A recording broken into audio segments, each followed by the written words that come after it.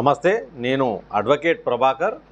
గత కొన్ని రోజులుగా నేను ప్రస్తుత చట్టాలపై మరియు న్యాయ సంబంధిత అంశాలపై సామాన్య ప్రజలకు వ్యూవర్స్కు అవగాహన కల్పిస్తున్న నేపథ్యంలో వ్యూవర్స్ నుంచి వస్తున్న స్పందనకు వ్యూవర్స్కి అంతా ప్రత్యేక కృతజ్ఞతలు, ధన్యవాదాలు. మరియు నేను ఇలాంటి అంశాలు మరియు చట్టాలపై మీకు మరింత పరిజ్ఞానాన్ని అందించాలంటే దయచేసి కొత్తగా చూసే వ్యూవర్స్ అంతా మరియు అందరూ నా యొక్క ఛానల్ని తప్పకుండా సబ్స్క్రైబ్ చేసుకోవాలని అభ్యర్థిస్తున్నాను. ఇక ఈరోజు అంశం legal heir certificate, family member certificate మరియు సక్సెషన్ సర్టిఫికేట్, ఈ మూడు ఏ సందర్భాలలో తీసుకోవాలి, మరి ఏ ఏ పరిస్థితులలో ఎవరి దగ్గర అప్లై చేసుకోవాలి అనే అంశాలపై మనం చర్చించుకుందాం. చాలా సందర్భాలలో మనం చూస్తూ ఉన్నట్లయితే ఏ వ్యక్తి అయినా ఎటువంటి వీలునామా రాయకుండా ఫ్యామిలీ మెంబర్ ఎవరైనా చనిపోయి ఉంటే, వాళ్ళ పేరు మీద ఆస్తులు ఉంటే, లేదా వాళ్ళు ఎవరైనా గవర్నమెంట్ ఉద్యోగులు అయితే ఫ్యామిలీ మెంబర్స్ ఆ ప్రాపర్టీస్ను ఏ రకంగా మార్చుకోవాలి, లేదా ఆ బెనిఫిట్స్ ఏ రకంగా తీసుకోవాలి, వీటికి ఏ సర్టిఫికేట్స్ కావాలి ఏంటి అనేది చాలా సందర్భాలలో ప్రతి ఒక్కరికి కొన్ని సందేహాలు వస్తూ ఉంటాయి.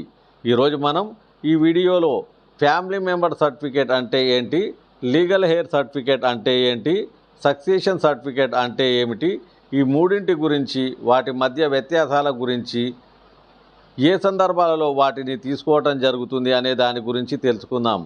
ఎందుకంటే ఇది చాలామందికి చాలా డౌట్గా ఉంటుంది.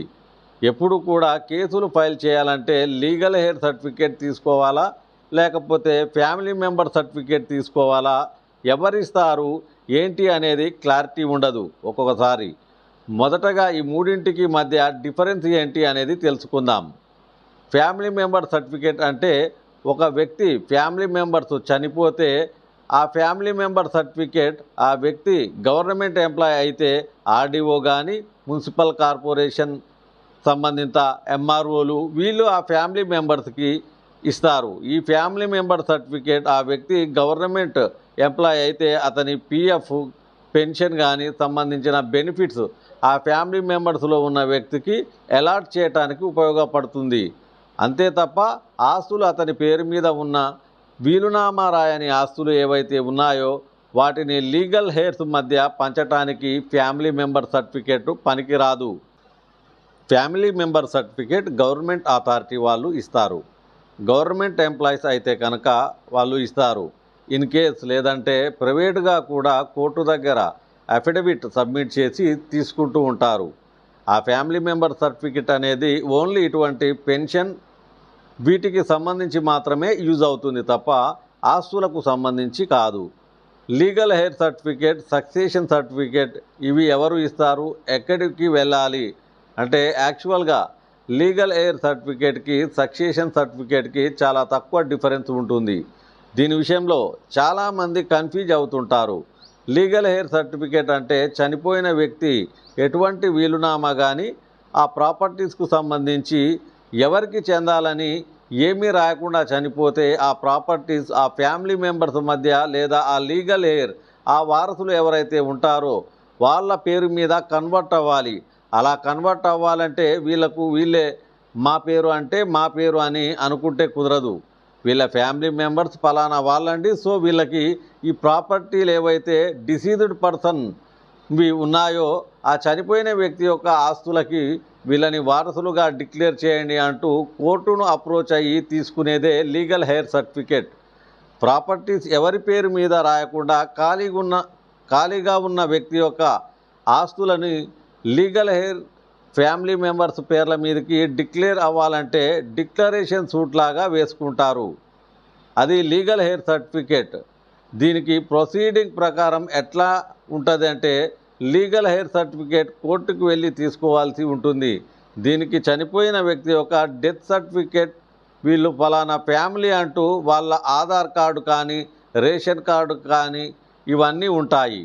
ఇవన్నీ ఉంటే సో వీటి మీద అటెస్ట్ చేసుకున్న డాక్యుమెంట్స్ ఏ ప్రాపర్టీస్ అయితే ఉన్నాయో ఆ ప్రాపర్టీస్కు సంబంధించి మార్కెట్ వాల్యూ ఆర్డీఓ దగ్గర క్యాలిక్యులేషన్ చేసి దాన్ని నోటరైజ్ చేయించుకొని స్టాంపు వేయించాల్సి ఉంటుంది. సో మార్కెట్ వాల్యూ క్యాలిక్యులేషన్ చేయించి ఆ సర్టిఫికేట్ నెక్స్ట్ వీళ్ళందరి ఆధార్ కార్డులు, ప్రాపర్టీకి సంబంధించిన డాక్యుమెంట్స్ ఏమైనా ఉంటే ఆ డాక్యుమెంట్స్ ఇవన్నీ కూడా కోర్టుకు సబ్మిట్ చేసి ఆ ప్రాపర్టీ వాల్యూ మార్కెట్ వాల్యూ కట్టిస్తాం కదా, ఆ మార్కెట్ వాల్యూకు సంబంధించిన దాని మీద 0.5% క్యాలిక్యులేషన్ చేయటం అనేది ఉంటుంది. అంటే అది కోర్టు ఫీజు కింద కడుతుంటారు, అడ్వకేట్ ఫీజు కాకుండా ఇది సపరేట్గా ఉంటుంది.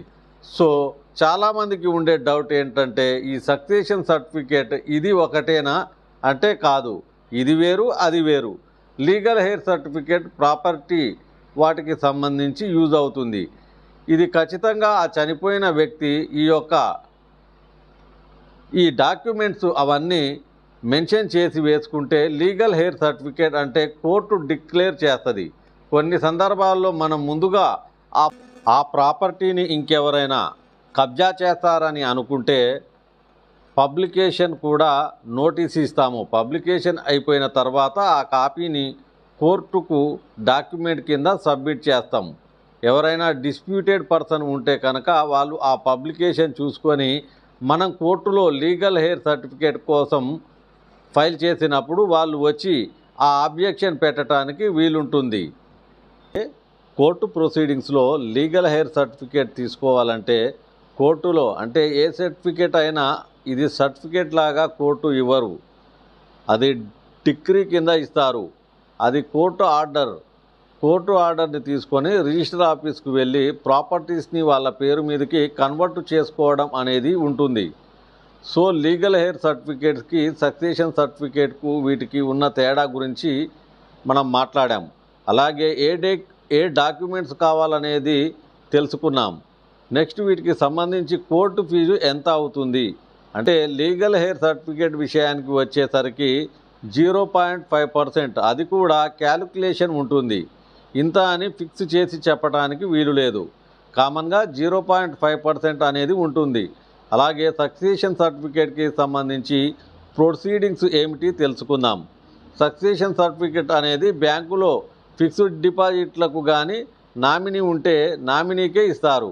ఇన్ కేస్ నామినీ లేకపోతే బ్యాంకుకు సంబంధించిన అమౌంట్ డ్రా చేసుకోవాలి అని అంటే లేదా వాటికి సంబంధించిన ఫిక్స్డ్ డిపాజిట్లు కానీ షేర్లు కానీ మ్యూచువల్ ఫండ్స్ కానీ ఇవేవన్నా కానీ నామినీ పేరు మెన్షన్ చేయకుండా ఉంటే ఖచ్చితంగా కోర్టు నుండి సక్సెషన్ సర్టిఫికేట్ తీసుకురమ్మని ఆ బ్యాంకు అథారిటీ వాళ్ళు చెబుతూ ఉంటారు. సో సక్సెషన్ సర్టిఫికేట్ కోర్టు ద్వారా వీటికి సంబంధించి తెచ్చుకోవాలి. షేర్స్, ప్రావిడెంట్ ఫండ్స్, బ్యాంకుల్లో డిపాజిట్లు ఏమైనా ఉన్నా వాటికి సంబంధించి తెచ్చుకోవాల్సి ఉంటుంది. బ్యాంకు డిపాజిట్కి నామినీస్ ఉన్నప్పుడు ఈ సర్టిఫికేట్ అవసరం ఉండదు. ఇన్ కేస్ నామినీ లేకపోతే కోర్టుకు వెళ్ళి సక్సెషన్ సర్టిఫికేట్ వేసుకోవాలి. మరి సక్సెషన్ సర్టిఫికేట్కు కోర్టు ఫీజు ఎంత ఉంటుంది అంటే 6% ఉంటుంది. అంటే ఒకవేళ మీకు 10 lakhs ప్రొసీడింగ్స్లో ఆ ప్రాపర్టీ ఫిక్స్డ్ డిపాజిట్లు ఏమైనా ఉంటే గనక దానిలో 6% ఖచ్చితంగా కోర్టు ఫీజు కింద కట్టాల్సి ఉంటుంది. సో మిగతా 94% అనేది మీకు రావడానికి అవకాశం ఉంటుంది. చాలామంది ఏం చేస్తారు అంటే 6% కట్టడం ఎందుకనే ఉద్దేశంతో ఆలోచిస్తూ ఉంటారు. సో ఈ లీగల్ ప్రొసీడింగ్లో ఖచ్చితంగా ఈ పేమెంట్ చేస్తేనే సక్సెషన్ సర్టిఫికేట్ అనేది వస్తుంది. ఇన్ కేస్ అవి వచ్చిన తర్వాత బ్యాంకు వాళ్ళు అవన్నీ రిలీజ్ చేస్తారు. సక్సెషన్ సర్టిఫికేట్లో బ్యాంకుకు సంబంధించి ఈ ప్రావిడెంట్ ఫండ్, మ్యూచువల్ ఫండ్స్ వీటికి కాకుండా వీటిలో నామినీస్ ఉన్నప్పటికీ కూడా ఇంకొక చిన్న పాయింట్ ఉంటుంది. ఏంటంటే మోర్ దాన్ 5 lakhsకు సంబంధించి అంటే నామినీ ఉన్నా కూడా ఫిక్స్డ్ డిపాజిట్స్ కానీ, ప్రావిడెంట్ ఫండ్ కానీ, షేర్స్ కానీ 10 lakhs కానీ, 15 lakhs కానీ, 1 crore ఇలా ఉన్నాయనుకోండి, ఆ సందర్భాలలో కూడా నామినీ పేరు ఉన్నప్పటికీ సక్సెషన్ సర్టిఫికేట్ తీసుకోమని చెబుతారు. అవి బ్యాంక్ అథారిటీస్ యొక్క రూల్స్ అన్నమాట.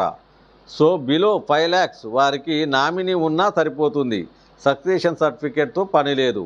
ఎబో 5 lakhs ఉంటే కనుక ఖచ్చితంగా సక్సెషన్ సర్టిఫికేట్ తెచ్చుకోవాల్సిందే. దీనిలో నామినీస్ ఉన్నా కూడా తెచ్చుకోవాల్సిందే. సక్సెషన్ సర్టిఫికేట్లో కోర్టు ఫీజు అనేది 6%గా ఉంటుంది. Legal heir certificate court fee అనేది 0.5%గా ఉంటుంది. అలాగే ఫ్యామిలీ మెంబర్ సర్టిఫికేట్ అనేది గవర్నమెంట్ అథారిటీస్ వాళ్ళు ఇస్తారు. అది ఫ్యామిలీ మెంబర్స్ పెన్షన్కి వీటికి పనికొస్తుంది తప్ప ఆస్తి మార్పులు, ప్రావిడెంట్ ఫండ్లు, షేర్లకు సంబంధించి మార్పులకు పనికి రాదు. సో వీటికి సంబంధించి కోర్టులో కాల పరిమితి ఎంత? చాలామందికి ఇదొక డౌట్ ఉంటుంది. లీగల్ హెయిర్ సర్టిఫికేట్ వేసినాక ఎంత కాలానికి వస్తుంది అని. కోర్టు ప్రొసీడింగ్లో ఆపోజిట్ పార్టీ వాళ్ళు ఆల్ కన్సర్న్డ్ అనే పెడతారు. అంటే ఎవరైతే లీగల్ హెయిర్స్ ఫ్యామిలీ మెంబర్స్ వాళ్ళని పార్టీస్ పిటిషనర్గా చేరుస్తారు. దీంట్లో రెస్పాండెంట్ తరపు నుంచి ఎవరు ఉండరు. సో నోటీస్ అనేది ఎంఆర్ఓ, ఆర్డీఓ వాళ్ళకి వెళుతుంది. నెక్స్ట్ వాళ్ళ ప్రొసీడింగ్స్ నుంచి ఆబ్జెక్షన్స్ ఏమైనా కోర్టుకు రాకపోతే గనక పబ్లికేషన్ ఒకటి ఆర్డర్ చేయాల్సి ఉంటుంది. పబ్లికేషన్ ఆర్డర్ చేసినాక పబ్లిష్ అయిన న్యూస్ పేపర్లను కోర్టులో సబ్మిట్ చేసి కోర్టు ఆర్డర్ టైం లోపల గనక ఎవరు కూడా అక్కడికి వచ్చి ఆబ్జెక్షన్స్ పెట్టకపోతే రిమైనింగ్ ఫ్యామిలీ మెంబర్స్ను, ఇంకా రిమైనింగ్ వ్యక్తులు అంటే ఇంకా బయటి వ్యక్తులు ఆ ఆస్తులకు సంబంధించి మాకు రాసిచ్చారని కానీ, మార్టిగేజ్ పెట్టారని కానీ, ఇలాంటివి కొన్ని లిటిగేషన్స్ కొన్ని సందర్భాల్లో ఉంటాయి. అలాంటి వ్యక్తులు అందరూ కూడా ఇలా లీగల్ హెయిర్ సర్టిఫికేట్కు అప్లై చేసినప్పుడు వచ్చి ఆబ్జెక్షన్ పెట్టాల్సి ఉంటుంది. ఇన్ కేస్ ఆబ్జెక్షన్స్ పెట్టకపోతే కోర్టు డిక్రీ పాస్ చేస్తుంది. ఇది మినిమం కోర్టు ప్రొసీడింగ్స్ ప్రకారం 6 months నుంచి 1 year పడుతుంది. కొన్ని సందర్భాలలో ఫాస్ట్గా కూడా అవుతుంది, కొన్ని సందర్భాల్లో అటు ఇటుగా అవుతుంది. ఇది ఎంత కాలంలో అయిపోతుంది అనేది ఫిక్స్ కాదు. ఓవరాల్గా 6 months నుంచి 1 year పడుతుంది. కోర్టు దాకా వెళ్ళినప్పుడు 1 year అవుతుంది అని సాధారణంగా మనం అనుకోవాలి. సో వీటికి సంబంధించి family member certificate government authority ఇస్తారు. నెక్స్ట్ లీగల్ హెయిర్ సర్టిఫికేట్ కానీ, సక్సెషన్ సర్టిఫికేట్ కానీ ఇప్పుడు నేను చెప్పిన ప్రొసీడింగ్స్ ప్రకారం వాటి నిమిత్తం తీసుకోవాల్సి ఉంటుంది. కొన్ని సందర్భాలలో చాలా మనం వింటుంటాం, కోర్టులో ఒక అఫిడవిట్ రూపంలో ఇస్తున్నారు, మరి అది ఓకేనా అని. అది ఓన్లీ ఫ్యామిలీ మెంబర్స్ కిందనే పనికి వస్తుంది. ఎందుకంటే ఎవరైతే మెజిస్ట్రేట్ ఉంటారో వాళ్ళు ఆధార్ కార్డులు, రేషన్ కార్డులు ఇట్లాంటివన్నీ చూసి ఈయన ఫ్యామిలీకి వీళ్ళంతా ఫ్యామిలీ మెంబర్స్ అని అన్నట్లుగా. ఎందుకంటే లీగల్ హెయిర్ అనేవాళ్ళు మ్యారేజ్ అయ్యి వెళ్ళిపోయిన ఆడపిల్లలు వీళ్ళందరూ కూడా లెక్కలోకి వస్తారు. ఫ్యామిలీ మెంబర్స్ విషయానికి వచ్చేసరికి ఆ వ్యక్తి యొక్క ఫ్యామిలీ మెంబర్స్ ఆల్రెడీ మ్యారేజ్ అయ్యి ఆడపిల్లలు వెళ్ళిపోయి ఉంటే ఫ్యామిలీ మెంబర్స్లో డిస్ప్లే అవ్వరు. సో కాబట్టి ఇవి కొంచెం చూసుకోవాల్సిన పరిస్థితి ఉంటుంది. ఇవి ప్రాపర్టీస్కు సంబంధించి అయితే కనుక ఖచ్చితంగా మ్యారేజ్ అయిపోయిన వాళ్ళు కూడా వాళ్ళు దాంట్లో లీగల్ హెయిర్ కిందకి డిక్లేర్ అవుతారు. ఫ్యామిలీ మెంబర్స్ విషయానికి వస్తే ఎవరైతే ఆ టైంకి ఫ్యామిలీ మెంబర్స్గా ఉంటారో వేరే పేరు మారిపోకుండా ఓన్లీ ఆ పెన్షన్కి, జాబ్కు సంబంధించి మాత్రమే యూజ్ అవుతుంది తప్ప వేరే ఆస్తుల కోసం యూజ్ అవ్వదు. నెక్స్ట్ మనం ఈ ప్రాసెస్లో మాట్లాడుకుంటూ ఉంటే చాలా సందర్భాలలో పబ్లిక్ ఏమనుకుంటూ ఉంటారు అంటే కోర్టుకు వెళ్లకుండా మనమే ఒక డాక్యుమెంట్ క్రియేట్ చేసుకొని మనం పేర్లు మార్చుకోవచ్చా అంటే దొంగ వీలునామాలు క్రియేట్ చేసుకోవటం లాంటివి చేస్తుంటారు.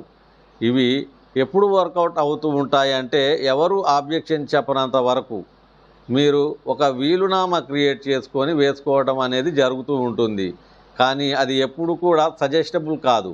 ఎందుకంటే వాళ్ళు ఏమైనా మార్టిగేజ్లు చేశారా, ఏమైనా ఇష్యూస్ ఉన్నదా అనేది కన్సిడర్ చేయాల్సి ఉంటుంది. ఒకవేళ ఫ్యామిలీ మెంబర్స్ మధ్య ఎటువంటి లిటిగేషన్ లేదు, లీగల్ హెయిర్ సర్టిఫికేట్ అప్లై చేస్తానికి అందరూ రెడీగానే ఉన్నారు. అందులో ఒక ఫ్యామిలీ మెంబర్ ఏ అమెరికాలోనో ఏ ఇతర దేశాలలో ఉన్న సందర్భాలలో అలాంటప్పుడు ఆ వ్యక్తి ఖచ్చితంగా కోర్టుకు వచ్చి ప్రొసీడింగ్స్ నడిపించాలి అంటే అవసరం లేదు. జీపీఏ ఎవరైతే ఉంటారో అంటే వాళ్ళ ఇంట్లో వాళ్ళ మదర్ కానీ ఇంకెవరైనా వాళ్ళతో ప్రొసీడింగ్స్ నడిపించుకోవచ్చు. వాళ్ళు కంపల్సరీగా కోర్టుకు అటెండ్ అవ్వాల్సిన అవసరం లేదు. ఈ రూల్స్ ప్రకారం చాలామందికి ఏదో ఒక సర్టిఫికేట్ గురించి అయితే ఇలాంటి సందర్భాలలో క్లారిటీ వస్తుంది తప్ప మిగతా అన్ని సందర్భాలలో కాదు. ఇది family member certificate, legal heir certificate, succession సర్టిఫికేట్కు సంబంధించిన అంశాలు.